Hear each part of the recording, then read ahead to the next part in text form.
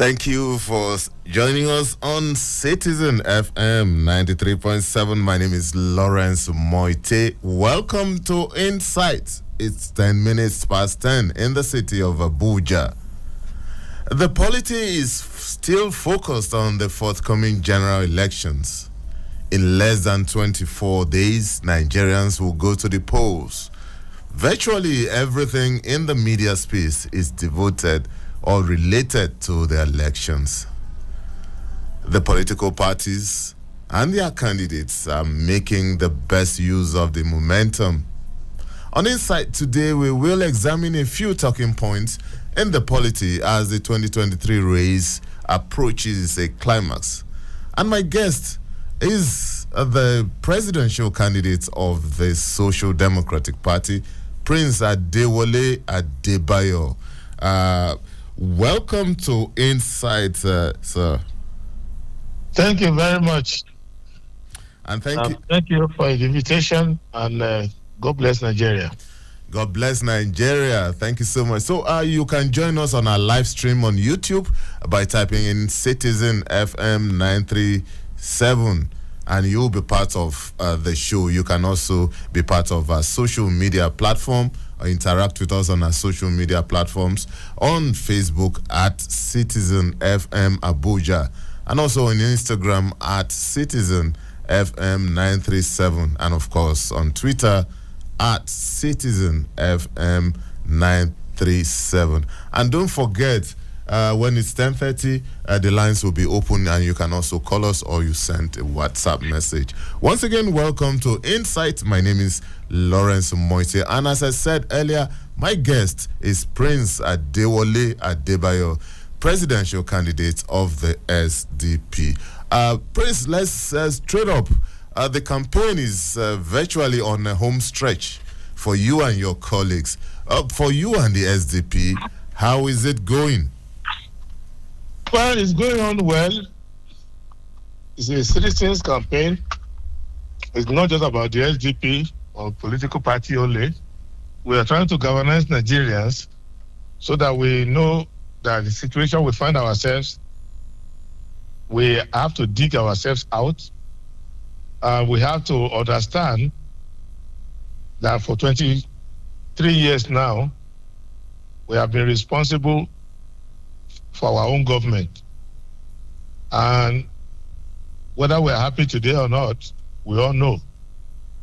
So it's any change will have to start from the people themselves. And if you want a change of situation, you have to change the actors on the field. That is the message we are sending, and that is the idea that the citizens of Nigeria must tell the government what they want. And the kind of people you vote will tell the politicians the kind of government you want. Okay, Prince Adewale, so let's step a little bit away from the 2023 election and look at one issue that is also competing with the election in terms of media space, and that's the Naira swap controversy. In the last 2 weeks or thereabout, it's dominated all media space, and only 2 days ago, the CBN had to extend the deadline for another 10 years. Yet, it looks as if the policy, the controversies, the complaints are still persisting. Generally, what's your impression about both the Naira swap policy and even the redesign policy coming at this time? I've said it many times, and I'll say it again. There are 4 things we need to know. The central bank is working for the economy, not the government. Therefore, the overall health of the economy is the primary duty of the central bank. And the central bank has failed in that one. You don't create shocks in the economy. And the manner in which there are many problems the central bank has caused. And this so-called Naira swap, it will tell you that the governor of central bank, the board of governors, the management there have lost their way. They assume that they are a branch of the ruling government. They are not. The central bank is like Supreme Court. It's like Census Board. These are all institutions that are meant for the people of Nigeria, no matter the government that is there. So the central bank governor, he should not be thinking of what makes President Buhari happy, what makes APC happy, what makes this one. No. They should think about how will this economy be stable. Good governments will come, bad governments will come, average governments will come. The central bank knows that the people have to feed their family.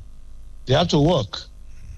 Because it's not a business of the central bank to get in touch, to get involved in election matter, whether people are bribing voters. It's not your job. That's for the police. That's for INEC. That's for other law enforcement. Your job is to keep the economy going. And the central bank is failing in that. And they forgot that Nigeria does not meet the elite who are in Abuja, Port Harcourt, or Ondo, or Lagos, or Kano. There are people in different rural areas who don't know what Naira looks like now. If you take anything to them that has Naira written on it and say that's the new Naira, many of them will say, oh, really? Is that it? So who does that? We have changed money in Nigeria. We changed from pounds to Naira under Gawan by Adewole in 1973. Musicians were singing about it. If you go and check old radios now, you will see musicians singing about it. It's always smooth. We changed money in 1984. Under Buhari, that was chaotic, but not as bad as this. Soldiers were flogging people up and down to go and queue up emergency to collect the money. So if then we change money under Obasanjo from paper to that rubber-like one, polymer, it was smooth. You just see the old one gradually going away, new one coming in. And I have told people, I've been a lawyer to currency producers, companies that print the money. I've been a lawyer for years. We changed in England, we changed in Vietnam, we changed in Australia. I have experience in changing currency all over the world. None is done like this. In London now, because the Queen has died and they have a king now. So that picture of the Queen on the money is no longer valid under the Constitution of the United Kingdom because the dead person cannot be head of state. But they are still circulating the Queen's head. And they've told people that in the next 2 years, the Queen head will go, the King heads will come. Because they know the importance of not shocking the economy. Why should people have problems selling their goods? Because they are afraid to collect the old money and the new money is not there. So it is wrong. Okay, are you one of those who believe that this policy is targeted at politicians? It's not a policy. As journalists should be more careful with English language. It's not a policy, so it's an exercise. What is it? It's an exercise. Okay. A policy is a general plan and statement showing the direction of how a public activity will be carried out. So there's no policy. The central bank will come up with a policy and say, each time we change our money, we will do the following activities. We will change our money every 5 years. When we want to change it, we will give people 6 months, 1 year to change the money. We will get these foreign stakeholders. That's what we call policy. A policy is a plan well known. It's a series of plans well known in advance. This one is just an exercise. You just wake up. It's just like Apple or Android or any of these phone manufacturers saying that you must replace all your phone within 1 month or 2 months. You must bring your old phone and collect a new one. Why? Because terrorists are using the phone to cause problems. So you must bring your phone. How would that work?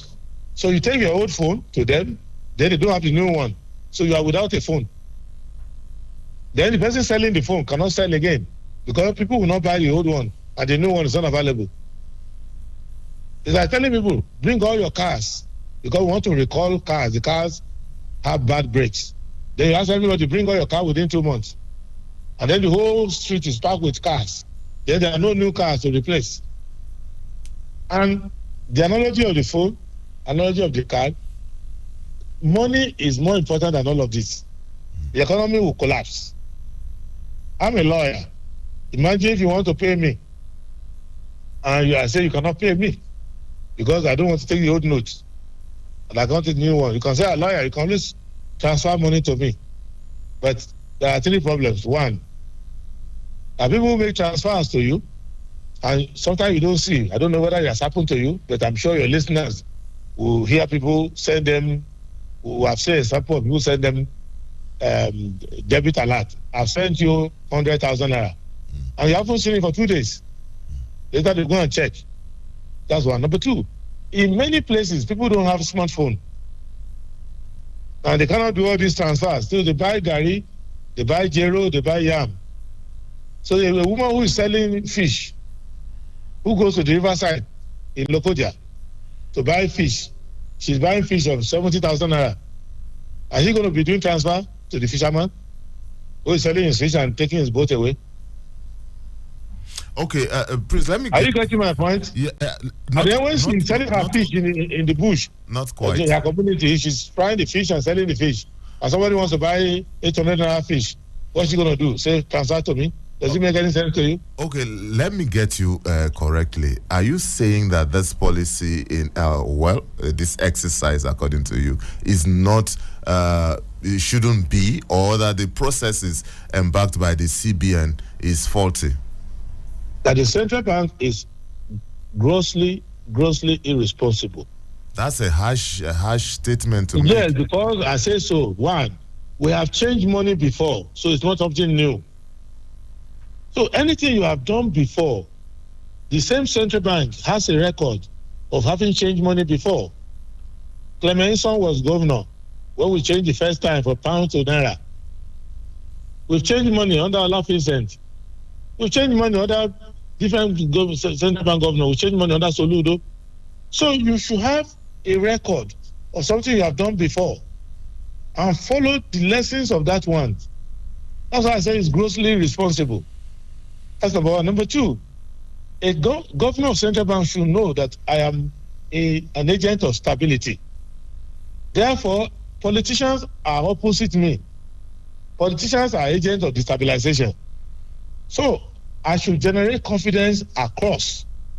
There should be no political party or group or section of the country that will assume that a central bank policy or program or activity or exercise is directed against them. Because you want every stakeholder to understand that this is their bank and have confidence in the naira. Thirdly, you want to consult everybody because people's wealth is expressed in money. So if they say you are a billionaire, you are a trillionaire, you are a whatever millionaire, whatever, you are a business, everything is valued in naira. So you don't want people to cast doubt about that naira. So you build confidence and talk to industry, talk to market women, talk to transporters, talk to village people, make song, do everything about it so that they already know. Fourthly, naira is a regional currency. Not only in Nigeria.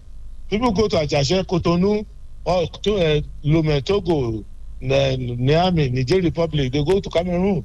They go Douala, all those places where Nigerian traders go and sell things.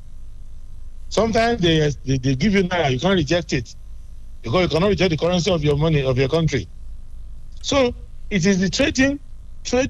The amount of naira that is being traded in West Africa is bigger than the economy of all the 15 other countries combined together. So you think ahead. That is why if the U.S. government wants to change the dollar, they make sure the whole world is aware because their currency is used all over the world. So as I said, it's grossly irresponsible. Oh, okay. If you're just joining us, this is Insight, and we are talking about unfolding developments in the polity. And this time, we're talking about the Naira swap. And my guest is Prince Adewale Adebayo, SDP presidential candidate. Prince, let's move on to some politics now.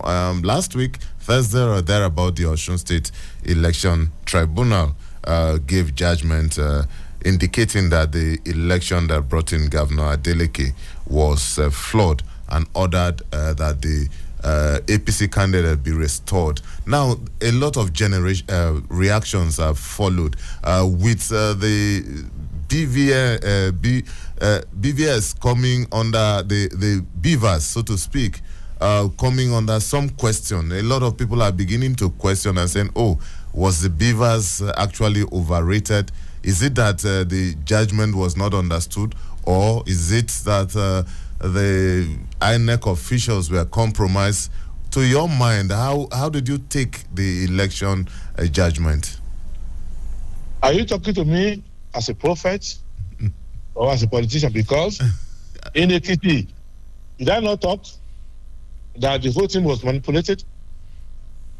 Have you not seen the case of SDP in Ekiti, where we clearly won the election, and INEC had if you to show the Beavers report? It is because APC is involved as a ruling party. That's why they were able to muscle their way to get the Beavers report. If you go and get the Beavers report in Ekiti, the same thing happened. A beaver, let me tell you what this beavers about. A beavers is called beavers because they are making it look like a magic. A beaver is like a telephone. It looks like a telephone. Even your telephone that you use can be a better beavers than the beavers they are using. If you can use your money to transfer in your phone, to transfer money to your bank, transfer money to a customer, transfer money to your friends, that is even stronger than beavers. What the beavers means is bimodal verification. That's all. So it's a bimodal verification system. What is the bimodal voter accreditation system?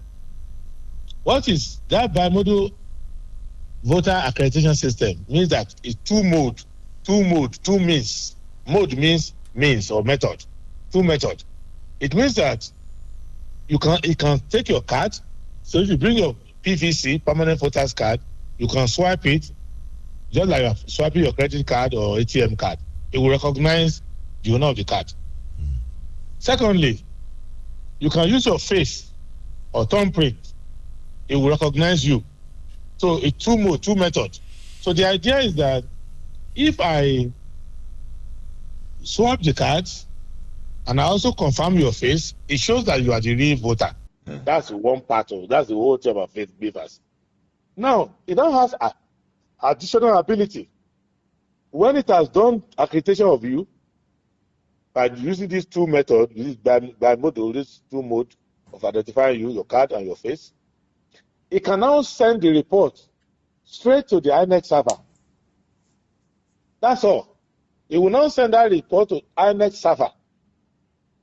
So INEC will now know that all over the country, especially in Lawrence's polling unit, there are 300 voters there, and 292 have been confirmed to be present because the beavers have sent the report. So at the end of that exercise, it is only 292 that can vote.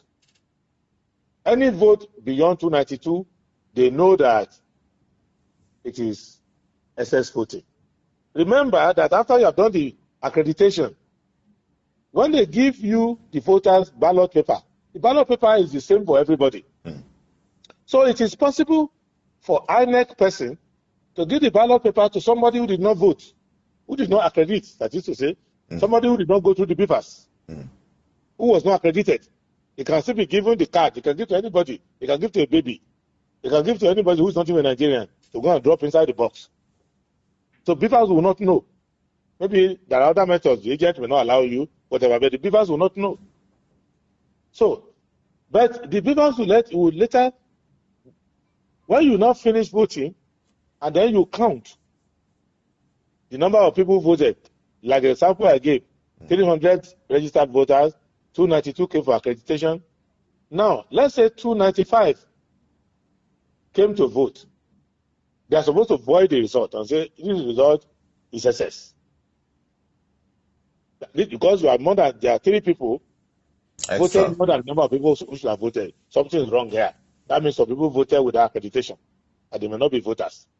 So, INEC is authorized the agent to say, stop it. we're not counting the result here. On the other hand, if 291 voted, it means that maybe one voter who was accredited did not come back. That thing is still valid. Anything 292 below is valid. So Beavers is not going to know all these other ones. Beavers' job. So the only thing you can use Beavers for is if you consider that the result is valid, you will now use the Beavers machine again, just like your phone. You use it to take a picture, just like you can use your phone to take a picture. You use it to take a picture of the result sheet and send it to INEC. So now this is where INEC is doing manipulation. And let me tell Nigerians. One, like the example I gave, where there are 300 registered voters, and the accredit, when you do accreditation, it may only be 150 that will come for accreditation. So 150, the result will go to INEC server. Now, when INEC wants to do the voting, if they want to help somebody, they will now go and vote instead of the 150 registered accredited voters. INEC will now make 280 to vote. In fact, they can make all the 300 to vote. When you now complain and say, how come it was only 150 accredited? How come 290 voted here? INEC will now tell you that the Beavers had not finished sending their accreditation at the time of the close of the vote. Okay. They will say, as at the time the vote closed, that 150 that you saw is not the final figure. That the thing was slow, a network happened, and till the next day, 3 days later, the Beavers is still sending them results. That's what they claim. Okay. Does that make sense to you? Yeah, I think you've made your point there. We need to move on, Prince, because of time. And let's look at some other issues. I recently stumbled on an interview granted another media house, and you said something like Nigerians are not as powerless as we think. But there are others who believe that these same Nigerian voters are tired and frustrated, and some even believe that God created one politician and simply made photocopies. You see, you can't be tired of a situation and run back to that situation. So it's like having a cousin of yours who is married to an abusive husband, and she tells you, I'm tired of this. But every 4 years, you go and do a wedding vow renewal and throws a party. But she keeps telling you, this man is abusive, this man is bad, but every year she goes to do vow renewal and invite you to a party. You know that this person is not tired. So you cannot be tired of people whom you have opportunity to vote out, and you say you are not voting them out. Maybe you don't like. It's not. You can have a friend whom you not everything about the friend you like, but there are other things you like about the friend. Maybe your friend is noisy, but you love him for his honesty. You love him for his generosity. But see your friend. But anytime he's talking, you say, "Well, you are too loud." That doesn't mean you don't like him. So I have a feeling that Nigerian people haven't reached a point, or haven't shown me that they have reached a point where they are tired of this old order. Because if they are, this campaign will not be this complicated. If they are, they will not be following APC or PDP. If they are, they will not be following Labour. Okay. Because they will look at them and say, these people have ruled before, and they didn't produce any good result, and trillions upon trillions wasted, disappeared, and everything. So let us try new people. And you cannot say that politicians are the same. No, because there are politicians who are being government, and there are those of us you see that we are just one of you who decided to come on your behalf to challenge. You cannot say David and Goliath are both warriors. Okay, Prince, just hold on. We have a caller here. Hello, good morning. Hello. Hello, good morning. Good morning. Okay, who is on the line, please? It's Solomon. Okay, Solomon, please go ahead. Yesterday, he called on the new currency. I respond to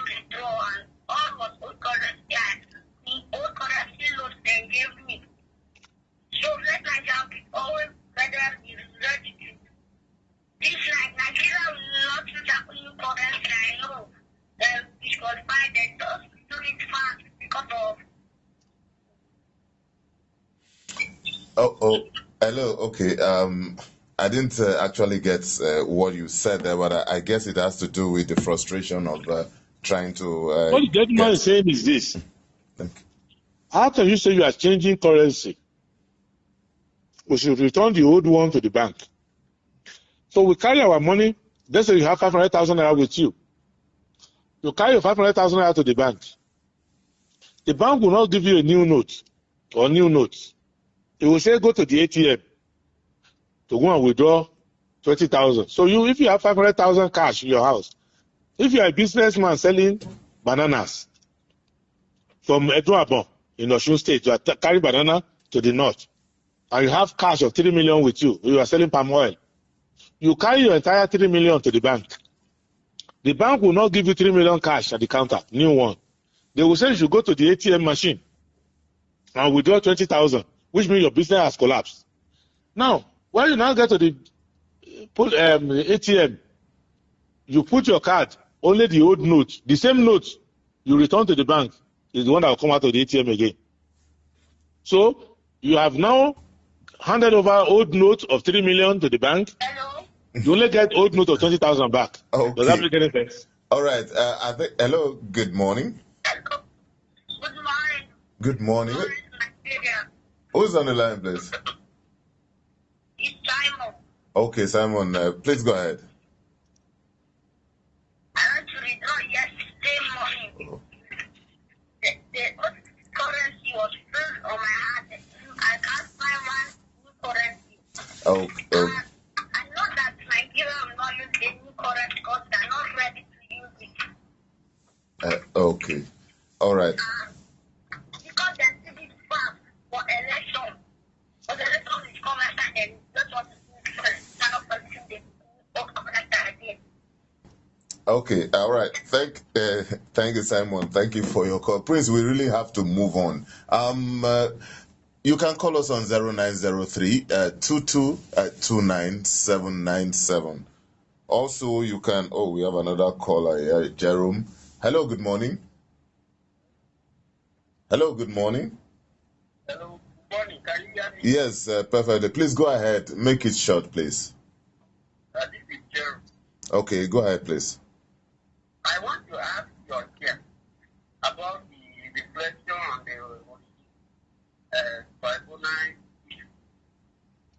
Is it whether the INEC as they have their giver, whether because before they announce the winner for an election, I think they have to correspond what happened at the polling station and what they have on their own server. And if they have it like that, why would they still go ahead and declare a vote candidate as the winner of an election again? They shift the whole load to the tribunal. All right, Gerald. Like that. Thank you so much. This is the real winner of the election and they went ahead and declare another person. All right, Jerome, thank you so much. Prince, I hope you heard that. Do you want to react to that or we'll move on? Basically, INEC can decide to do the right thing, or INEC can decide to help somebody. And in Ekiti and Osun, they decided to help somebody.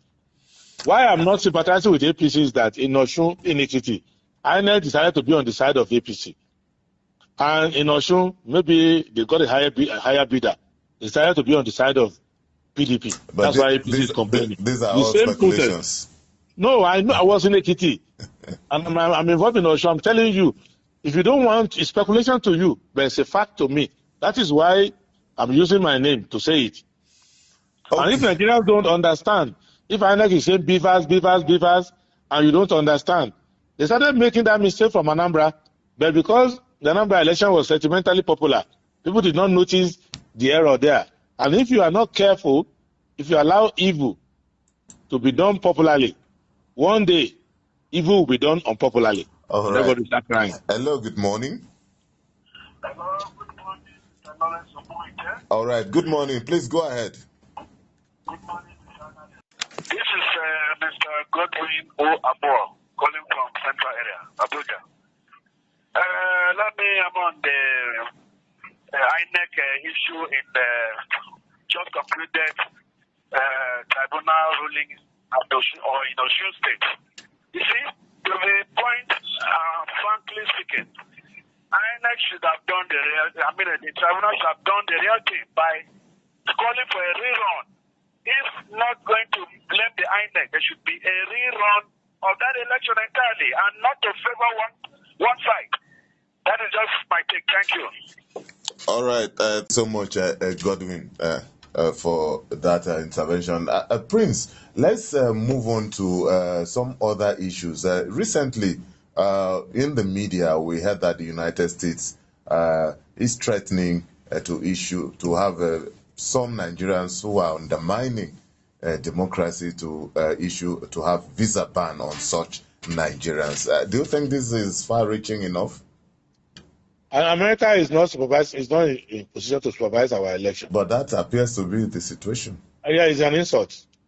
Because when they were breaking window on January 6th in America, breaking window in Washington, with Trump contesting the election, we didn't say we are going to ban or unban.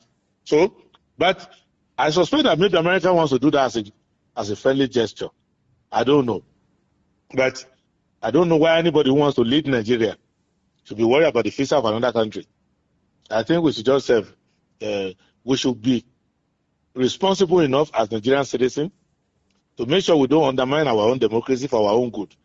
But we should not be using our own media and our own mouth to promote the policy of another country over our own election.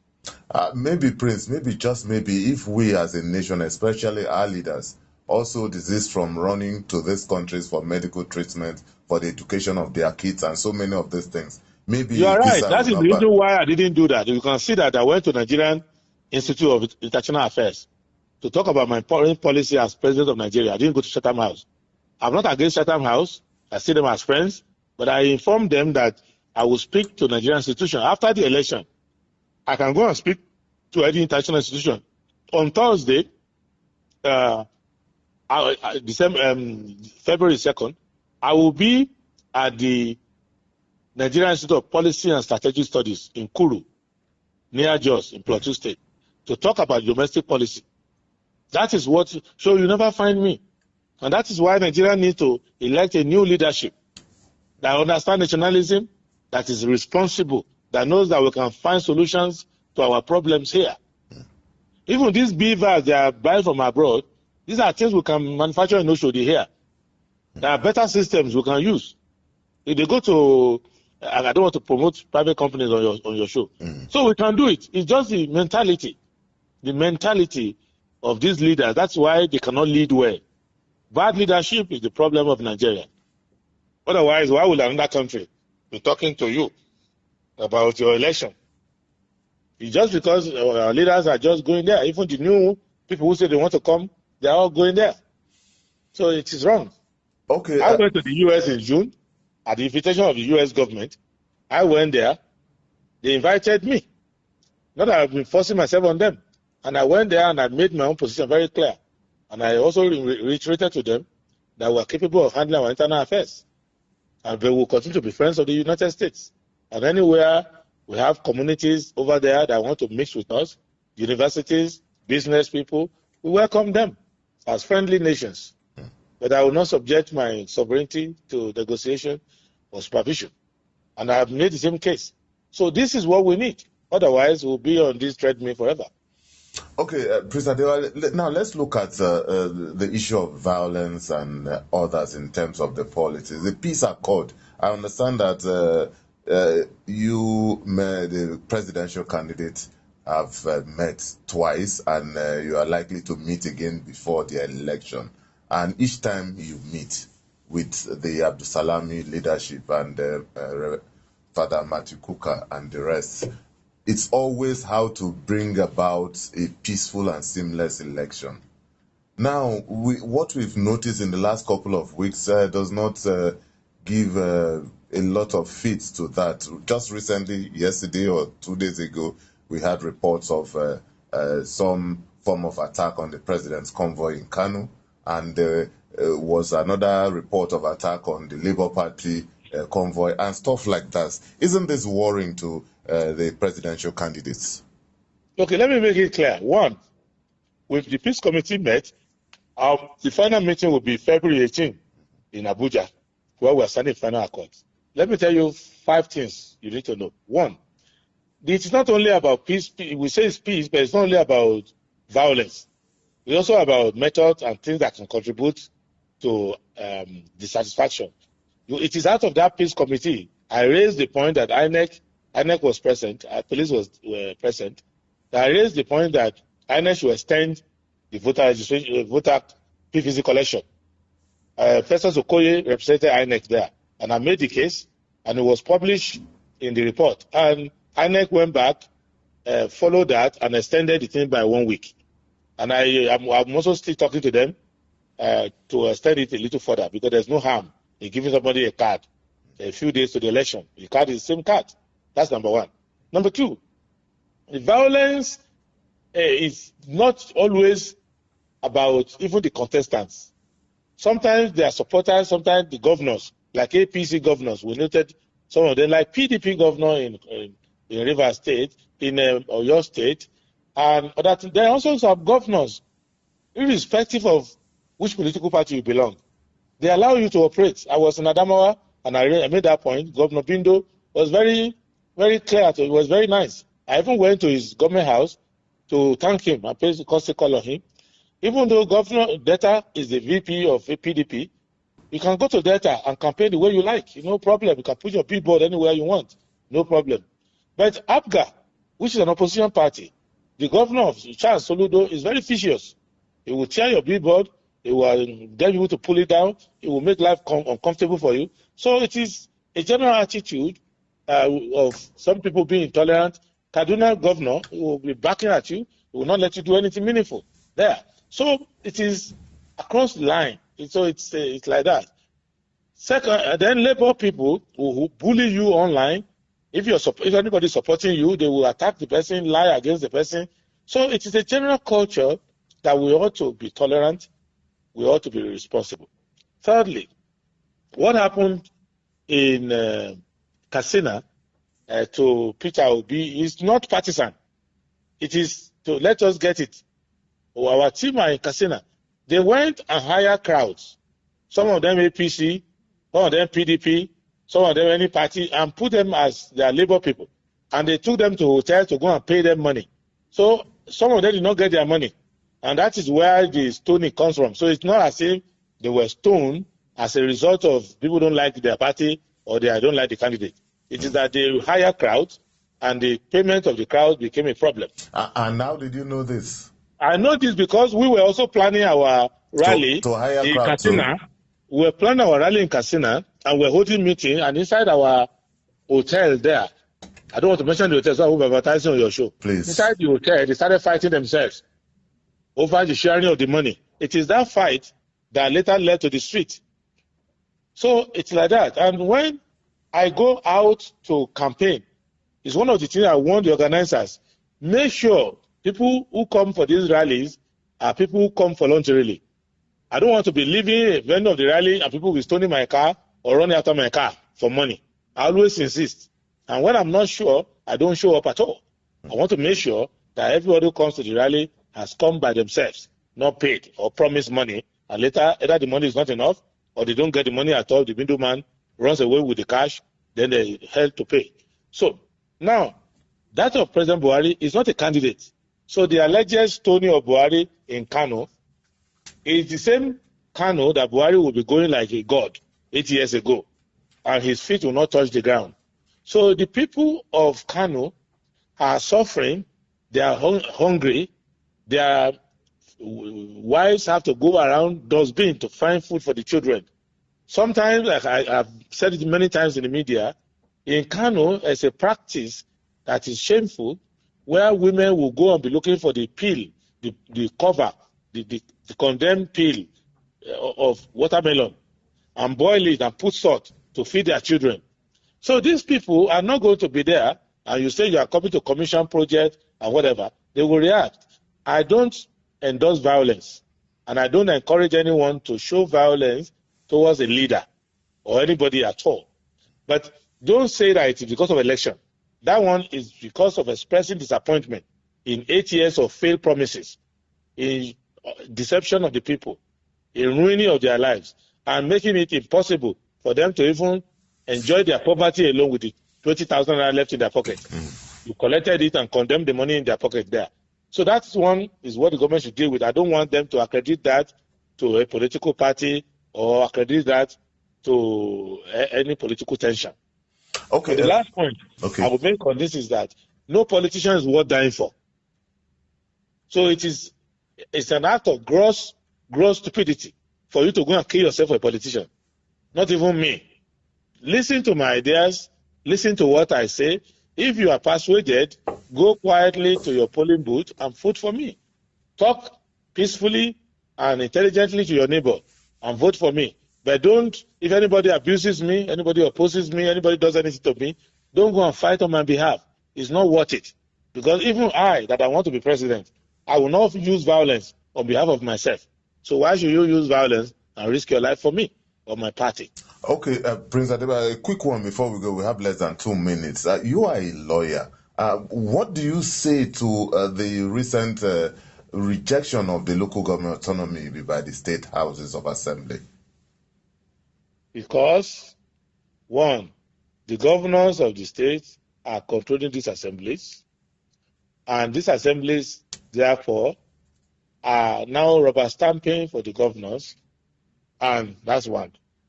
Number two, Section 7 of the Constitution it says that a freely elected local government will be guaranteed. My own submission is that we should let every state decide what to do with their local government. And that, to me, is the best policy. So, if a state wants to run its local government in a particular way, they should run it. And that's what I think. That's how I think should be done. And the state should be able to create as many local governments as they want for themselves. And that is what I think. That's my own opinion as a lawyer. But that will involve amending the Constitution. Well, even what they are doing now requires amending the Constitution. That's why they are rejecting it. So, I have a feeling that the compromise we can make is that we have states and we have the federal government. And each state is free now to go and create local government for itself. So when you now see a state that does not allow its local government to run well, the citizens of that state will challenge the government of that state. And when you see another state that local government is running well, and they now realize that local government will reduce poverty by 50%, I can tell you categorically, a well-run local government system would absorb poverty by 50%. So if the people of any state love themselves, they should go and run their local government very effectively. You will see that poverty will reduce by 50%, no matter how. Okay, Prince, on a final note, it's less than 24 days before the election, and I know that in politics, even 1 hour is a long time. The days are coming and a lot of compromises are being reached, a lot of deals are being struck. Is it true that you may consider at the end of the day, just before the election, working for the APC candidate? How will anybody work for such an unacceptable, irresponsible? I'm not letting you, how can anybody, it's not like saying, I don't want to use extreme language, but it's not like asking they're already using. No, it's not extreme yet, given the insult that is connoted by that. We stand exact opposite of what they are. Have you not seen all the wickedness, all the corruption, all the fraud, all the underdevelopment? Why will I waste my time and do all this round campaign all over the country, spend my own money and time, leave my work, in order to come and join evil? Is it possible? Okay, time will tell. Let's leave it at that. Thank you so much. I will not tell. I am telling you now, it is impossible. Okay, all right, okay. But my experience with politicians have taught me that if you have been dealing with irresponsible politicians, limit that to them. Okay, all right. You know my point. I don't assume that any other person, if you look at my pedigree, I don't want to praise myself on air. I don't have anything I'm looking for in the public space other than the good of Nigerians. These people, if you remove all their stolen money from them I'm far, far more comfortable and better than all of them combined. I have a good pedigree, and I have what I need to do. And I have my own traditional destiny for me. If I want to be in rulership, I know where to go and sit down and wait for my time. What we are doing now is to eradicate poverty and insecurity. And if you are not moved by these things, whether you are a politician, whether you are in the media, whether you are a voter, if you are not moved by the extreme poverty in the country, and you are not moved by the insecurity, people losing of lives, kidnapping, beheading, and all of this, and you are talking about joining one party or crossing one party, it's not about me. It's Nigerian people who have to decide in the ballot whether they want me or not. That is the mandate. All right. Thank you so much, Prince Adewole Adebayo, presidential candidate, Social Democratic Party. I also wish you the best in your endeavors to become... Wish Nigerians the best. And God bless Nigeria. I don't have anything to lose. Wish Nigerians the best. Thank you so much, Prince Adewale. Thank you. Well, that's a package on Insight today. The program returns tomorrow with another edition. My name is Lawrence Sumoite. Enjoy the rest of your day.